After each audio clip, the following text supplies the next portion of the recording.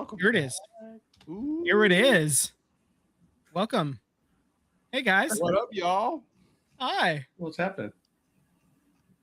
You know. Woik and podcasting. Just hanging with the boys, I know we're here on a Monday for first. Yeah. First time in a while. Yeah. Yeah. How's the weekend? Yeah. Dude, in preparation of trying to host the Super Bowl party, like there is a fire under my ass to get this backyard like finished. So I'm just working, dude. Just working. You need me to show up a little early on Sunday? I can dig a hole or something. I don't know. No, it should be all done. I should have it all wrapped up as far as like the patio covering thing that I'm doing. So like long story short, I broke out the backyard, put new concrete. Now I'm putting a coating over it so it looks all pretty.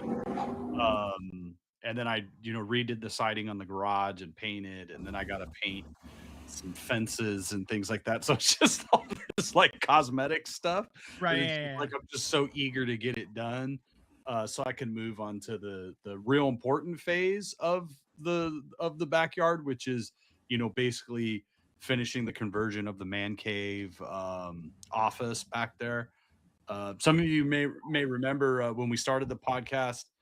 I just moved into this house. I was in like my dingy, creepy, haunted looking garage. And then I moved inside because I started the project. So it's been a year of trying to get that finished up. So it should be done, at least the exterior. So I'm just really juiced to get that done.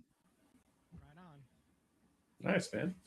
I can't wait. I fly in on Sunday. So wish me luck. I fly in at pretty much the peak of people flying in to get ready for the big game in SFO. So have your patience in full.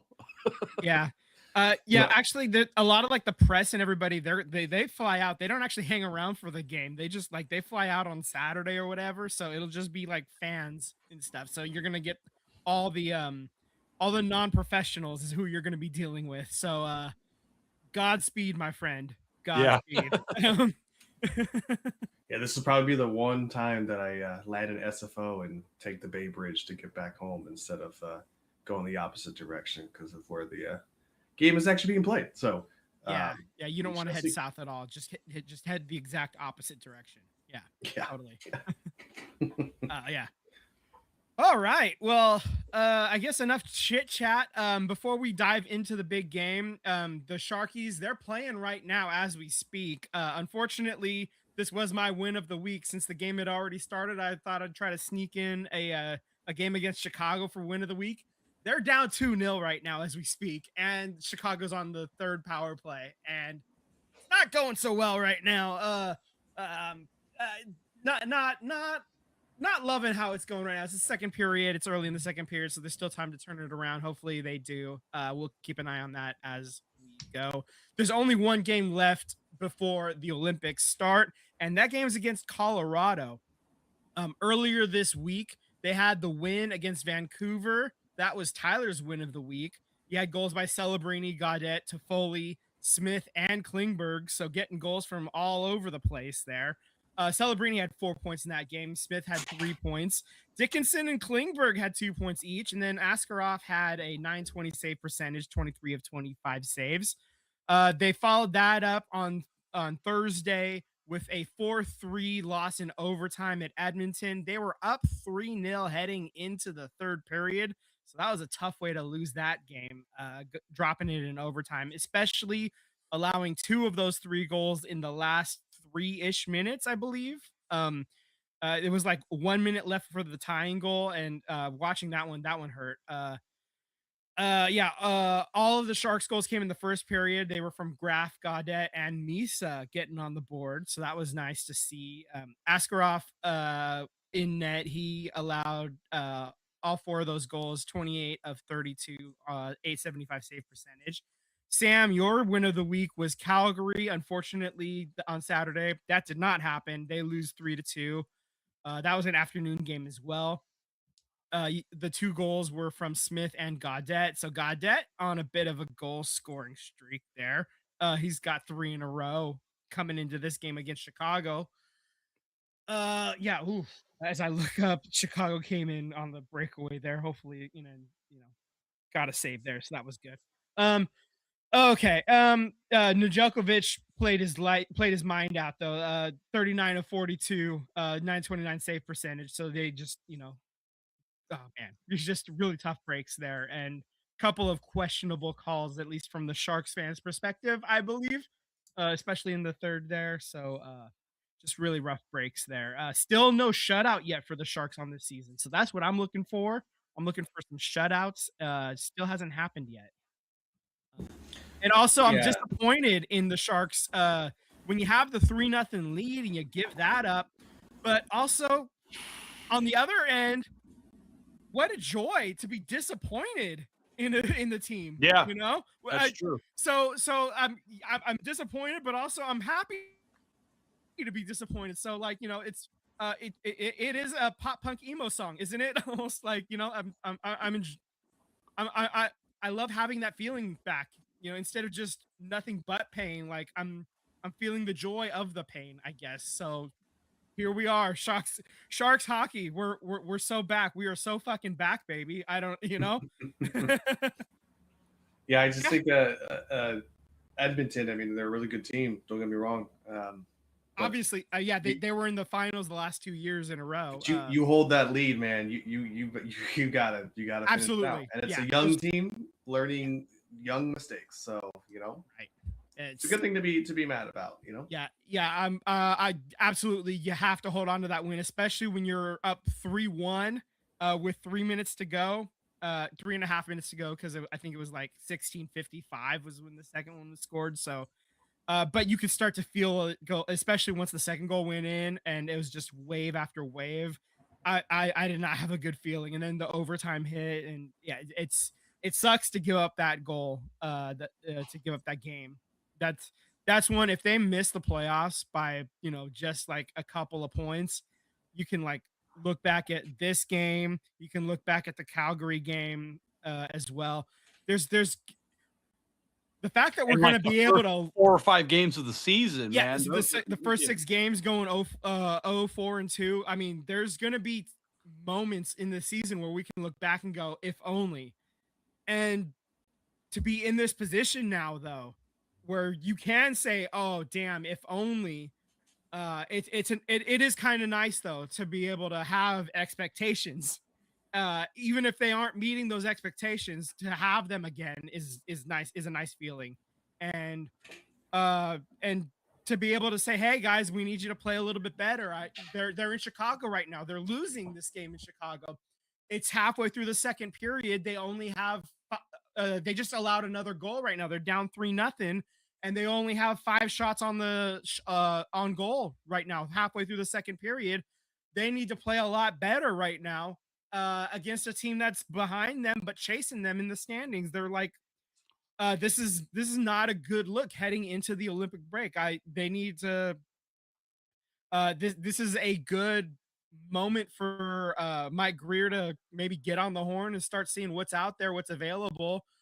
Maybe mix it up a little bit, see who they can bring in to try to liven, maybe add a spark without giving up too much. I don't want him to sell the farm. He's been building it up the right way, but is there somebody out there that you can get to try to be a little live wire?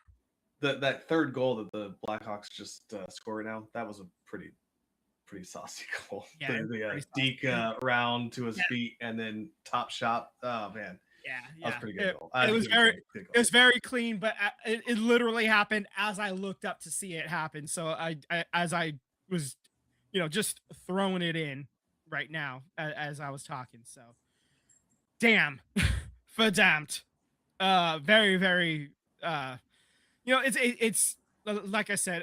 I'm just gonna circle back to it. It's nice to have expectations, but also they're not meeting these expectations now. So.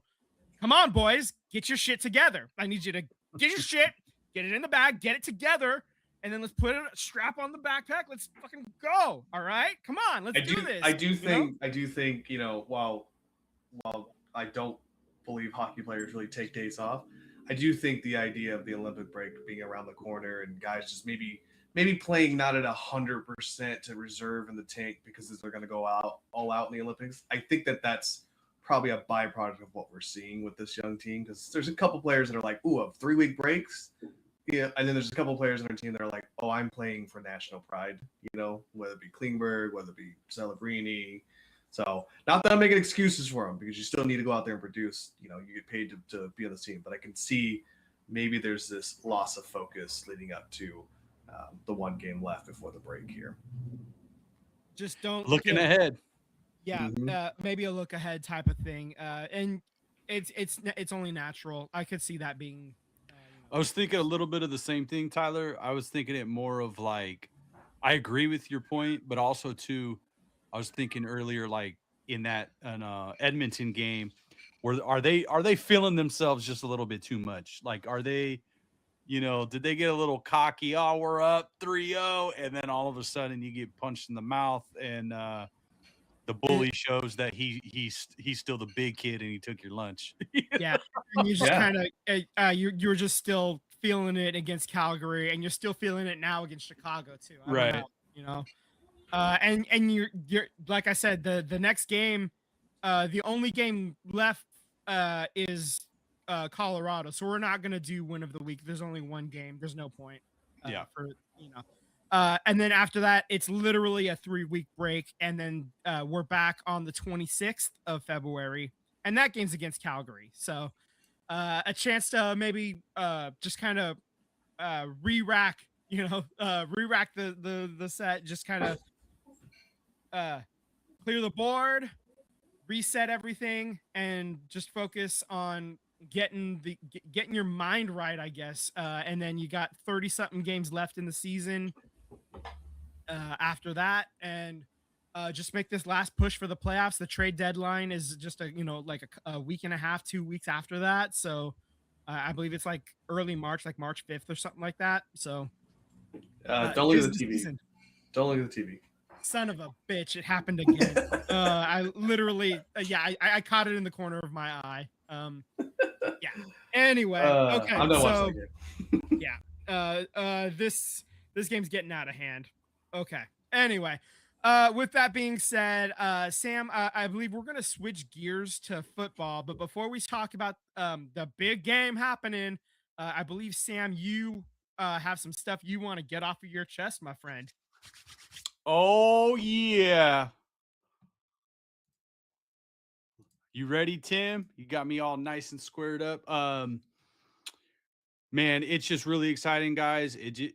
It appears that the Raiders are set to hire their guy, Clint Kubiak, Seattle Seahawks offensive coordinator. It's being reported that he's going to come to the Raiders. They get their guy. It feels really good, man. There were some images. If you could get this image up, Tim, with Mark Davis.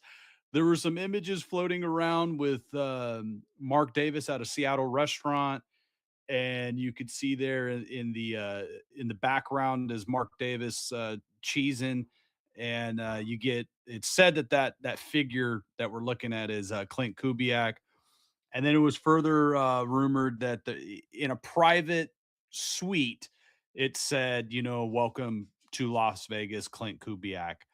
So it seems like it's happening. Tim, go ahead and bring up the next photo. This is Adam Schefter reporting that, it sounds like it's going to happen as well. I'm not going to be 100% convinced that it happens until the press conference, until I see him in a Raider hat, in a Raider shirt. The contract is signed.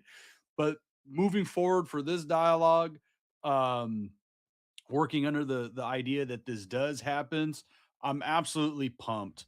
Obviously, what happens from here on out is a mystery. You gotta win games and put the team together and all that. But it feels like a big time win for the Raiders, for this franchise. every plan over the past 20 years they have had, it's absolutely just blown up in their faces. And this finally feels like a direction that the fan base really loves. The pundits are saying, this is a great move, but also the timing of it. The Raiders really have never been in this type of situation before.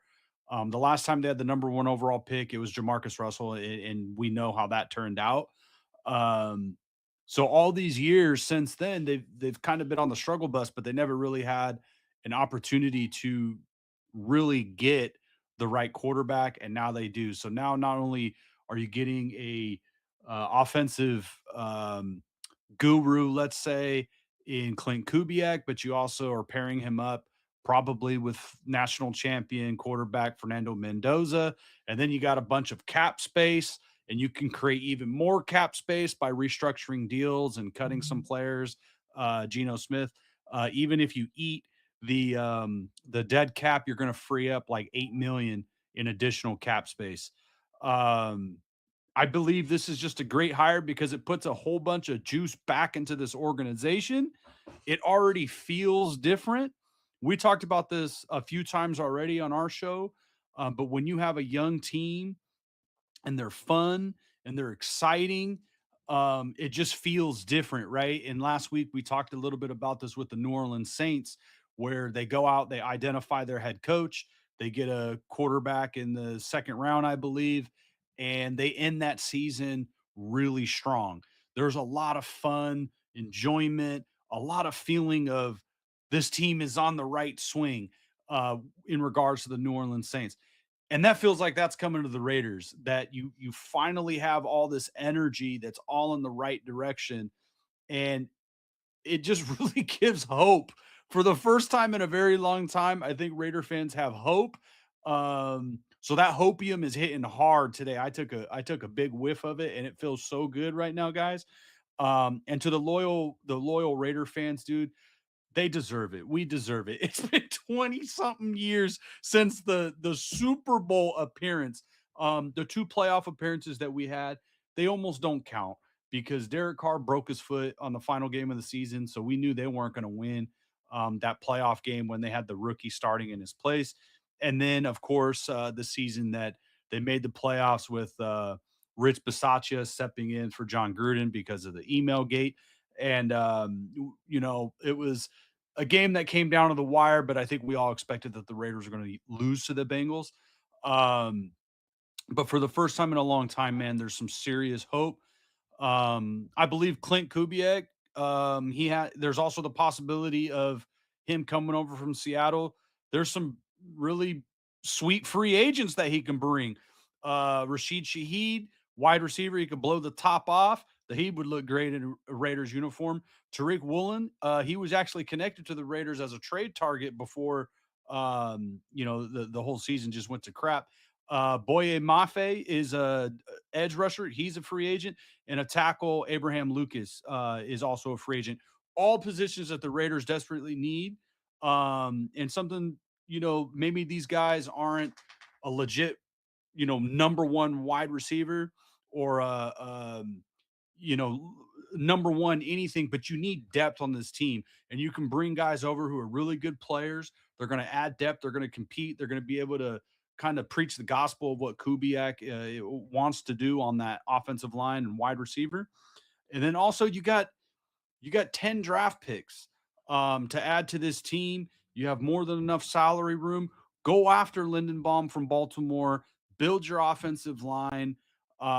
Guys, I'm so fucking pumped with the possibilities of what this team can do. I'm not saying that they're going to be a worst to first scenario, but I think you're looking at a team that can be really competitive next season, and you can feel excited. You can feel juiced about wearing your Mendoza jersey, your Crosby jersey, your Ashton Genty jersey, your Brock Bowers jersey. And I think in 2 to 3 years, man, this thing is truly going to be built right. They're going to be competitive. And finally, my message is to Mark Davis. I know you get so much shit for your bowl cut and not winning, but I genuinely believe Mark Davis cares about the fans. I genuinely believe that he cares about his players and the legacy of the Raiders. So, Mark Davis, hats off to you, brother. You did it. You got the big fish. You got the big coaching candidate of the year. The job is not done, but it's off to a great start, and it feels really good to be a Raider fan right now, even at a 3-win team. You go out, you identify your guy, you get him in the building, hopefully. And it just feels really good that you're going to potentially have Mendoza and some other players on the way. There's just a lot of excitement, and I'm juiced, man. That's all I got. Bring me back into the show, Tim. It's just exciting, guys. I'm finally like really pumped to have something. I was on Reddit. Did you see the interview I sent over to you of Mendoza doing the Sunday conversation? It was great, man. It was. I love it because I thought when I watched his post game press conferences and his interviews after the game, he's just seemed like one of those Bible Belt kind of good boy kids, And after watching that Sunday conversation, I was like, oh, he's got another side of him that I like. That like he's still the endearing quarterback that you just want to root for, but just knowing that like, yeah, he can cuss too. Yeah, he can say things to motivate his teammates if he needs to. But I love when they asked him to do an impersonation of his coach of Kurt, and he said, "I'll give you the best impersonation." The fuck you doing, Mendoza? That's so good. That's all I got. No, man, it's just so exciting. I was on Reddit, and 2 weeks, 3 weeks ago, there were so many Raider fans that are just sad, upset because you're a terrible team and we don't know who's going to coach and blah blah blah. Oh God, the sky is falling. And then to wake up to this, and now everybody is like, I can't wait until the season starts and watch football, because it's that vibe. It's that vibe that you finally have a legit head coach. And like Clint Kubiak, man, look at the reason why there's so much excitement is not only his father is a really well-known and respected coach, but Clint Kubiak, he worked for McVay, he's worked for Kyle Shanahan, he's worked for Mike Shanahan, he's worked for his dad, he was with the Jets, he was, until the Saints, got injured, that offense was doing really well with Derek Carr, and he got a bunch of injuries, and you lose star players, you lose starting quarterbacks, a lot of times teams fall off, and then you see what he's doing with Seattle. But Kyle Shanahan, man, he's not a guy that's gonna throw a bone, make you a passing game coordinator because he's friends with you. We know how meticulous he is. We know how meticulous Sean McVay is, and he's been exposed to all of those guys. He's very well respected in the league. So I think for a Raider fan that this guy's coming over, like you finally have someone that feels legit, that has some juice. And with somebody like Josh McDaniels that happened a few years ago, like he's a brilliant offensive coordinator, but we knew he wasn't going to be a good head coach. And then also there's all the other stuff, like the quirky personality that you knew that people just didn't like him, So I think with Clint Kubiak, you're getting all of the pedigree, let's say, and the experience. It does not feel like nepotism that like Clint Kubiak, even though he worked for his father and so on and so forth, that he earned his stripes. And you see what he's doing with Sam Darnold. He's a Super Bowl quarterback now. Who would have thought that last year, the year before, or a couple years ago, right? So it's just exciting, man. It's just really fun to finally feel like we're on the right course. So that's my Raider. That Raider team's got good bones, man. On the offensive side. So defensively, I think there's some pieces that need to be filled up. But I mean, Mendoza, Genty, Bowers, you get yourself like your number one wide receiver that's not Bowers. Man, it's got good bones, man. So there's definitely a positive up and up, I think, for the Raider Nation. Yeah, absolutely, man. Yeah. So around the league, you had the Cardinals hiring Mike LaFleur, brother of Matt LaFleur, in Green Bay. Mike has been the offensive coordinator for the LA Rams for the last 3 years. Before that, he was with the Niners, offensive quality control coordinator for so he's been around some good offenses for a while, so that's probably a good hire for the Cardinals. Where what else? You had Todd Monken going to Cleveland. That's a move that's bound to fail. I'm generally surprised he did not go to the Giants with Harbaugh. John Harbaugh. Yeah, Thank you. yeah. That's kind of shocking to me too. I thought for sure, but Cleveland decided to give him his first head coaching opportunity, and he's he's over 55, I believe, and oddly enough, most of the time when somebody gets their first head coaching opportunity after the age of 55, it doesn't work out. I mean, you can look at Vic Fangio or whatever, is the most recent. Who's not retiring, by the way. He's coming back next season. Yeah. He's hell of a coordinator. Maybe doesn't quite have the juice for head coaching type, role or whatever, but for whatever reasons, a lot of times those guys don't quite work out. I think we're heading for that kind of a similar thing with Cleveland again. And, there's a reason why Cleveland keeps being Cleveland. And I think that cycle is going to continue. Speaking of Cleveland, in your guys' opinion, what do you think is more of the head scratcher? The fact that Shedeur Sanders became a Pro Bowler, or that Joe Flacco got his first Pro Bowl nod this year? I mean, it just continues to show why the Pro Bowl is probably the worst out of all the All-Star game type things. There's no way in hell that Shedeur Sanders is an All-Pro, Pro Bowl, whatever. It's a joke. I don't watch it. I mean, I don't watch any of it. But I don't watch MLB All-Star Game. I don't watch the NBA All-Star Game. I don't watch any of them because they all suck. Yeah. The closest I'll come to watching any of them is I'll occasionally watch the Home Run Derby in the past when I wasn't, pissed off at baseball. And I'll watch the skills competitions for basketball, the 3-point shot and the slam dunk. Yeah. If it was the skills competition for the NFL is all right. They go out there and throw the ball, but it's other than that, it's really not all that great. I'm over it. They're just for baseball, play the game. Football, play the game. I remember back in the day when they actually played a Pro Bowl and players cared. That to me was more fun because you actually got to see some tackling. And then I get it. A lot of the money, you get hurt during a Pro Bowl and you're not available for the regular season coming. But now you sandwich the Pro Bowl in between the Super Bowl and the championship round.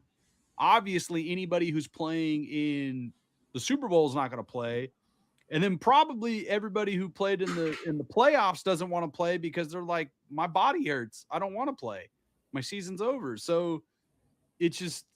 Yes. And that's how you end up with the 17th as a Pro Bowler. That's how you end up on the 17th quarterback down the list suddenly making the Pro Bowl. Right. It's ridiculous. And I just, like you said, I do not give a damn. I can't give a rip about the NFL's Pro Bowl. I don't. I'm out. I haven't cared about it probably ever, but it, gun to my head, the last time I even watched it, I was probably, I don't know, 20, or something like that. I think I might have been, it might have been 2006, the last time I actively watched it. I don't even know the last time I watched the Pro Bowl, actively. If it was on at a bar that I happened to be at, I may have glanced up at the screen and said, "Oh, that's interesting. That's happening right now," and then moved on to whatever I was doing. But Yeah. I am not even doing that anymore. Like I'm actively avoiding TVs now if it's on. Like I just don't care. Period. End of discussion. I'm out. OUT out. I don't care. No, no, no, no, no, no, no. Take it off my TV. I don't want it. Just Well- just name the roster, give the boys their bonus, and then I don't know, play like I don't know, just give us honestly, make it a freaking Madden tournament. Have the Pro Bowlers play in a Madden tournament, put it up, make it an esport tournament, and just have them play until there's a Madden champion. Make it a Twitch tournament or something. That'll probably be more entertaining than what the actual Pro Bowl is at this point. There you go. At this point, and then have the winner give them like I don't know 50,000 to donate to their charity of choice or something. That's probably going to be more entertaining than what the Pro Bowl is right now because I do not give a shit. I'm still not going to watch that, but maybe more people will watch an esports tournament or something. That's honestly that because I don't care. And I know that a lot of players do play like video games and stuff, so maybe they'll care about that. I don't know. There's an idea for the NFL. I don't, whatever. Moving on. Moving on. Okay. Wait, real quick. Not about the Pro Bowl, but your 49ers. Are you? Yeah, still I know. talking I was hires? about to say that Okay, was what I was okay. going to move on to was the Niners hired Raheem Morris. Who He's should have never been hired, by the way. honestly. Die on the hill. The Atlanta Falcons, they won their last 4 games. Those players in Atlanta, they loved Raheem Morris. They went to bat for him. They players really love him. He's a player's coach is what it sounds like. He's worked with Kyle Shanahan 3 different times in Washington, I believe, and then let's see, where else was it? It was let's see, I have it here. It was Atlanta before when they were in the Super Bowl. And then, God, I can't remember where else. Anyway, that part's not as important. But yeah, so it's Kyle Shanahan loves Raheem Morris so much that Kyle Shanahan spent a night in jail for him. Okay, like that's how much Kyle Shanahan loves Raheem Morris. And the fact that this opportunity presented itself because Atlanta was a bunch of stupid dummy heads. This is great. And the story about Kyle Shanahan spending a night in jail, basically the long story short is cops had put Raheem Morris in a chokehold in what they later said was a case of mistaken identity. The identity was Raheem Morris was a black guy in Indianapolis at the combine, and Kyle Shanahan basically was like trying to get the cops to trying to get him to stop putting his friend in a chokehold, and they basically charged him with like drunk disorderly conduct or something, like while drunk or something, whatever that was. So that was the long story short. Okay, so so here it is. Tampa Bay in 2004, Washington from 2012 to 2013, and then the Falcons from 2015 to 2016. That's where it is. Okay. Anyway, so yeah, they're gonna get to work together again. The defensive numbers for Raheem Morris, they don't jump off the screen when you look at them. But the teams, they make timely plays. They weren't like. The numbers are middle of the pack. The team's never finished like above like 15th, I believe, in final numbers or defensive stats or whatever. They're like kind of average, middle of the pack. But then they always seem to make like timely plays. They make the big stop at the end of the play or whatever. So the end of the game, excuse me. So, this is a team that when the players are healthy, the Niners, there's a lot to ask for, but you get Bosa back. You're getting Fred Warner back. Both of those guys are going to be well rested. going into next year. So there's an opportunity to have two top end players anchoring a defense that's going to have a lot of well rested, high end, talented players that are going to be augmented by more draft picks as well. So a chance to really, have his first shot at a top 10 defense is what I'm angling towards. He's gonna have all the horses there and the possibility to do that if they can, stay healthy. Assuming the Ohlone people's tribal ACLs don't, haunt us again. Your electrical substation ACLs. Yeah, no, it's that was disproven. It's truly because they built they built the stadium on top of the Ohlone people's tribal ACLs. That's what's happened. Anyway, so now Can't disprove that one. Yeah, can't disprove that one. They've done the science on the substation. They haven't done the science on the Indian burial ground. That's where I'm at with that. Anyway, so with that being said, I think it's time to move on to the Super Bowl. Here we are. It is the Patriots and the Seahawks. The Patriots, I believe, are officially the home team. That being said, doesn't matter for me because it sucks either way. It's in my team's home stadium. The game kicks off at 3:30 p.m. Pacific time. It's on NBC for those of you that are watching on TV. Tyler, I believe you are picking the Seahawks to win this game. Is that correct? That is correct. Yeah. With that being said, I'm gonna pick the Patriots just for our stupid little game. So that way I have a shot at winning the game, even though I don't think they're going to actually win the game. I'm just going to throw that out there. I believe the Seahawks will win this game, but for the purposes of our silly little pick'em game, I'm going to pick the Patriots. Sam, who do you have winning this game? I got to go with my future head coach, man. Seahawks. Yeah. So the official stance is all three of us believe the Seahawks are going to win, but I'm picking the Patriots for our little pick'em game just to have a shot at winning our silly little pick'em game. Okay. At the end of today, Vegas believes that the Seahawks are going to win. The book closed today. Now it could change. The book closed today at the Seahawks favored at -4.5. Yeah, 4.5 is what I saw. They also have it at a 45.5 point over under is what I saw as of a few hours ago. Do you have a final score, boys? Ooh. What was the total? You said it was over under 45.5 is the over under. 45. 45.5, yeah.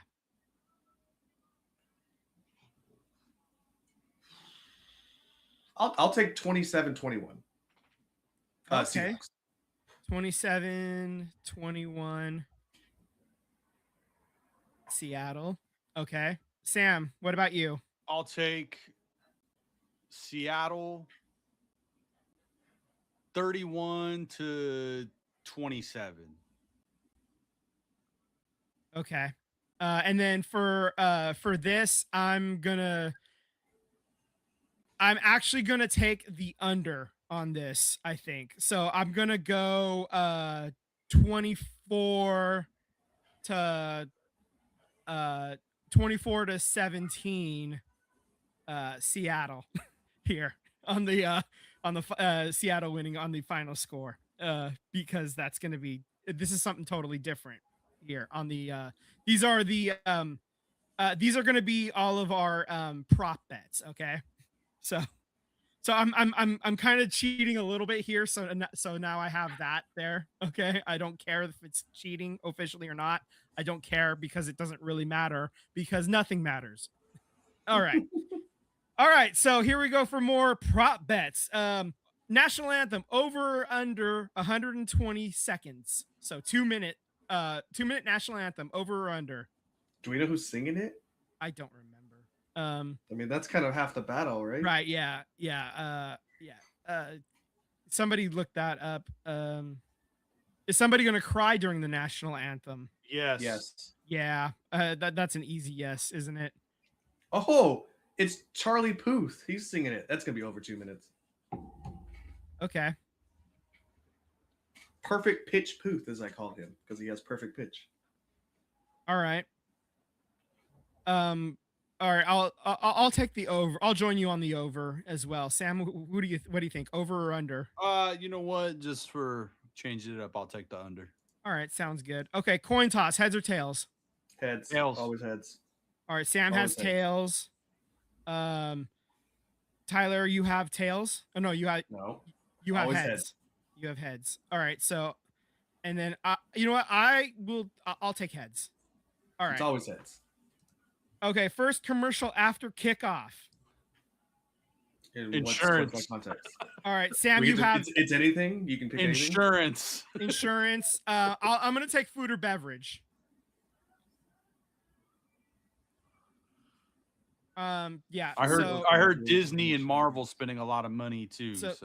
So yeah. Do you want to take like entertainment, Tyler? Does tax fall under insurance? Yeah, I would call that financial. Yeah. I'll call it financial. Yeah. Okay. Because I think it's going to be a tax commercial, like a TurboTax or something along those stupid lines. Okay. All right. Fair enough. All right. Which team scores first? Seattle.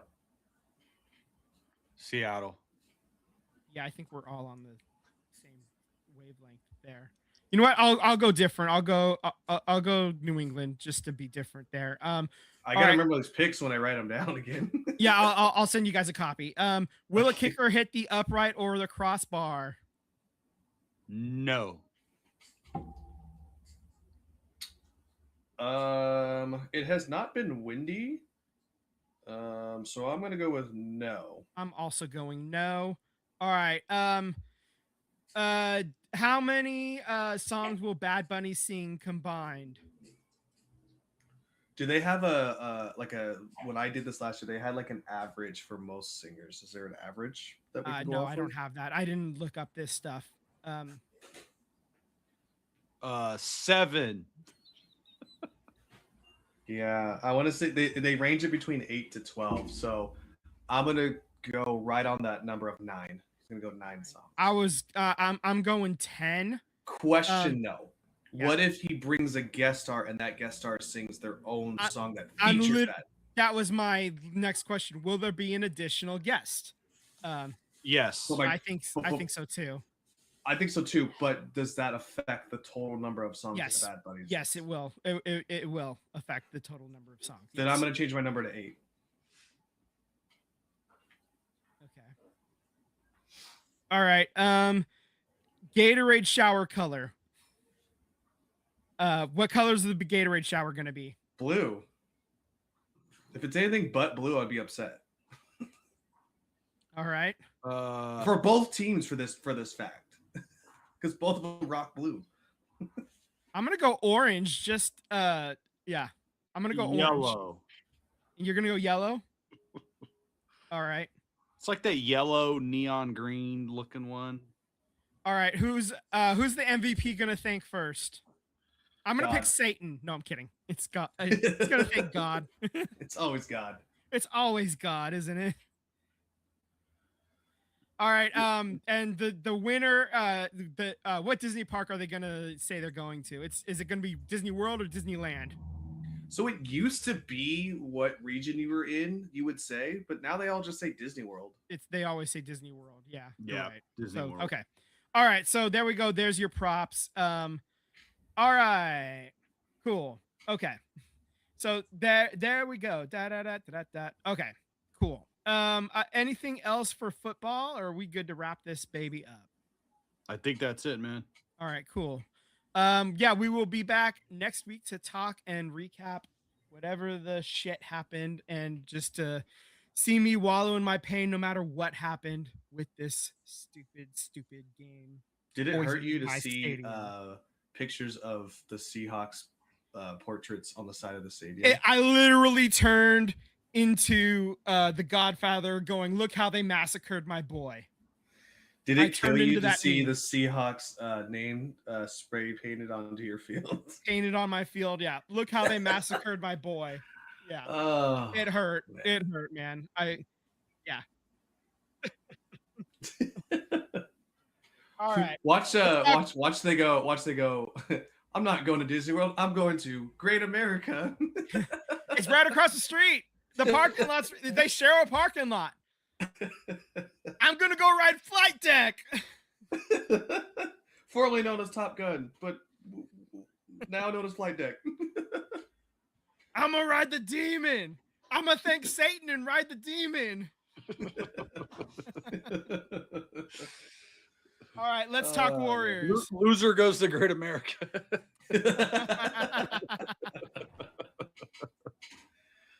Oh man, Warriors. Alrighty.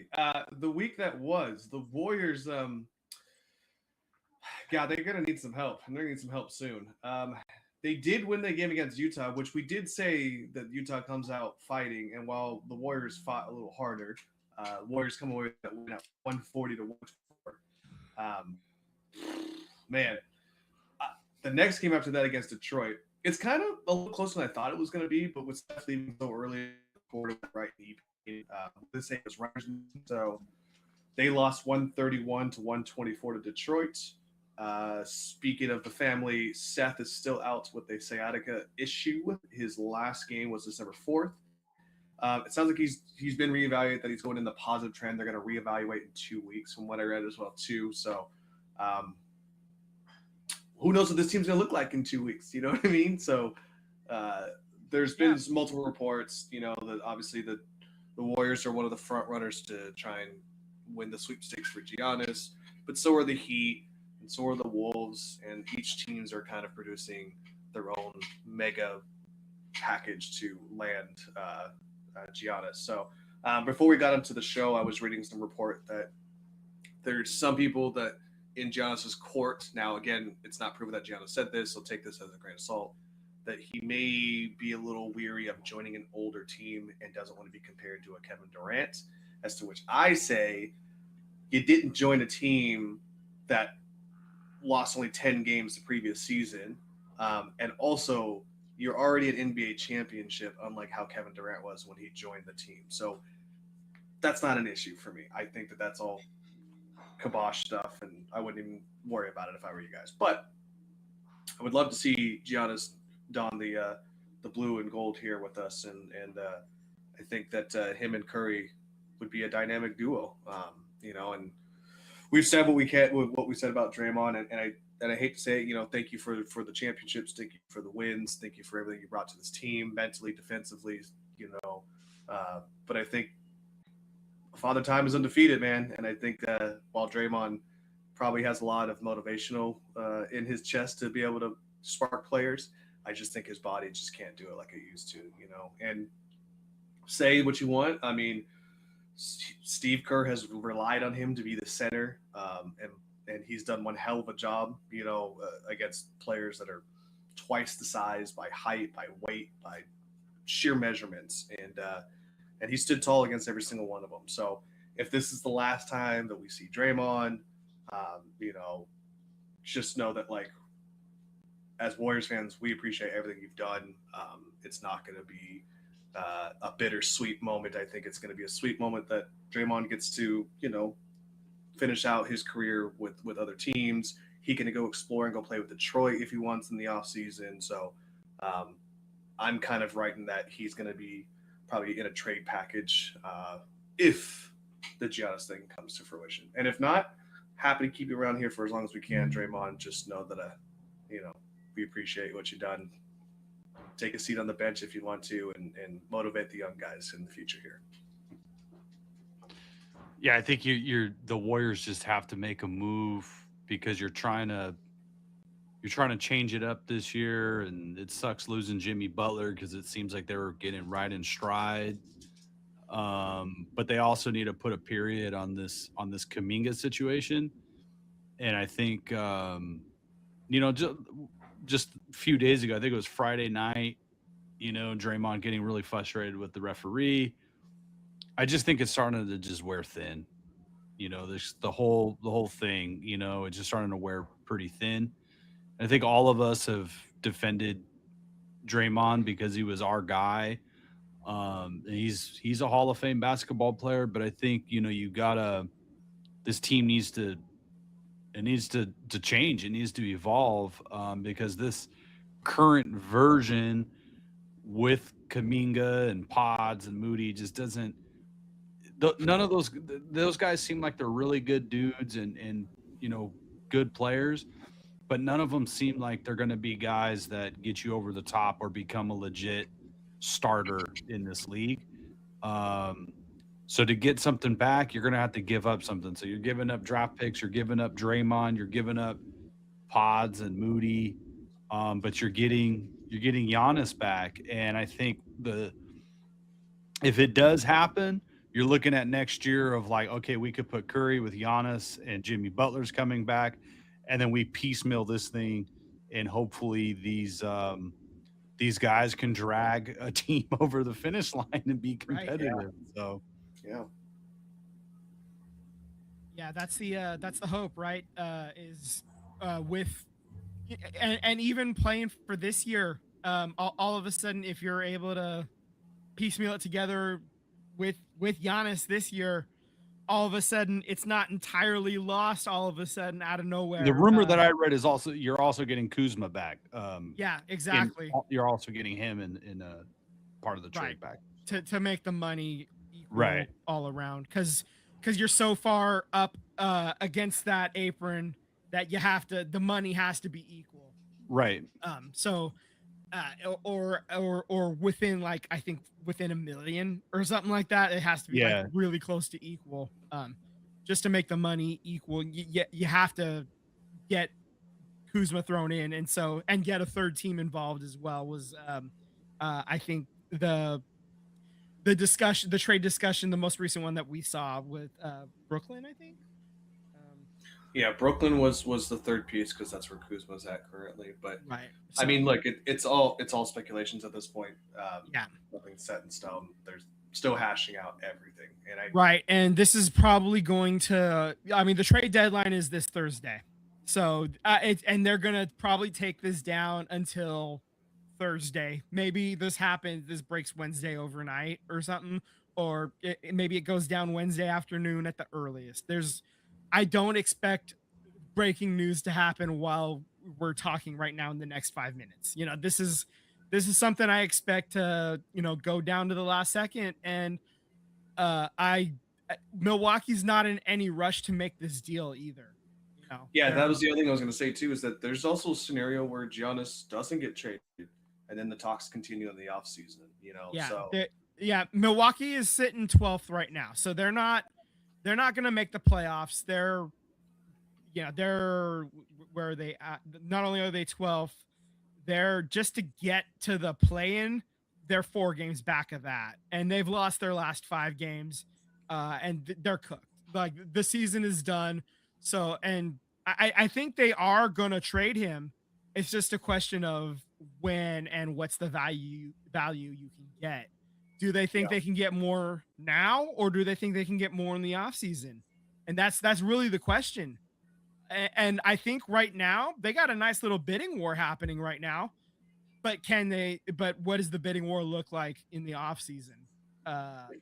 What would that look like, I guess, is the question they're asking themselves right now.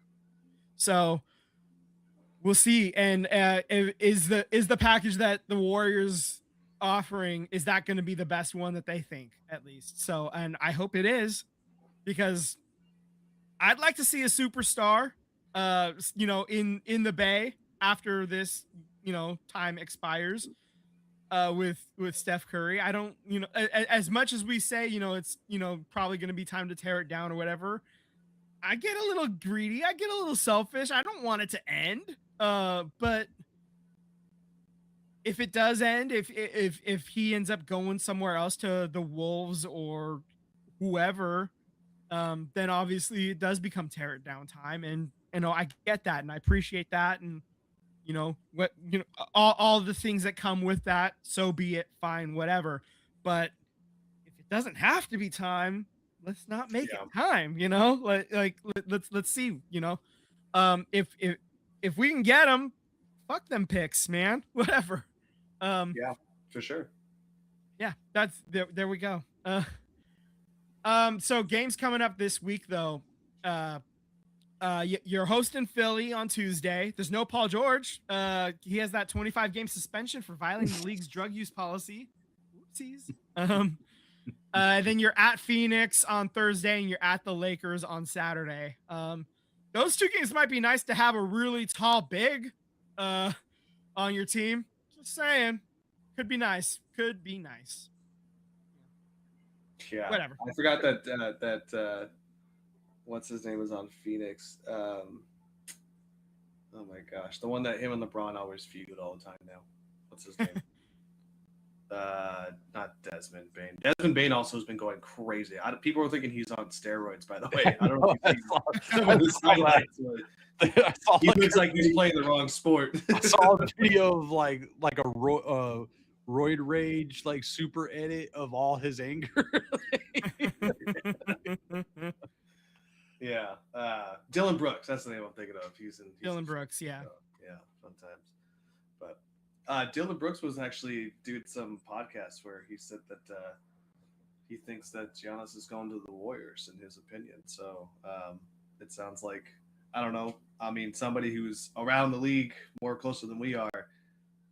I know it's Dylan Brooks, but I think there's a little bit of smoke to be had there. Not necessarily fire, but there's something there. Just read between the lines, I guess. All right. Well, I think if there's anything else, or we good to call this a show? Yeah, man. It's been fun. Go football team, as Vince would say, because he doesn't want to root for any team. But let's go Meteor. You're almost there. You got earthquakes. Yeah. Yeah, no, we had earthquakes all day today. The ground is shaking. That substation's not happy, man. Okay. Yeah, Bay FC's making a hell of a lot of moves, man. Getting a lot of defensive players. We still got 3 players out on maternity leave, so bringing in a lot more defensive help on the back end. I'm just really excited about that. Getting a lot of help. It's going to be a lot, really excited to see how the defensive line shapes up going forward for the new season with the new head coach. Yeah. All right. There we go. Okay. Shark scored. Okay. So it's now 5-3. It's 5-3. The comeback is happening. So let's wrap this up. So maybe the comeback happens for real. Let's see. All right. Well, thank you guys for listening to the SVT podcast. Subscribe on YouTube and hit the bell to get alerts when we go live. Also, if you don't have time, we are putting out several segments throughout the week on YouTube. Follow us on Instagram and Threads at SVT Sports Pod. Slide into the DMs. We would love to interact with all of you. FJF.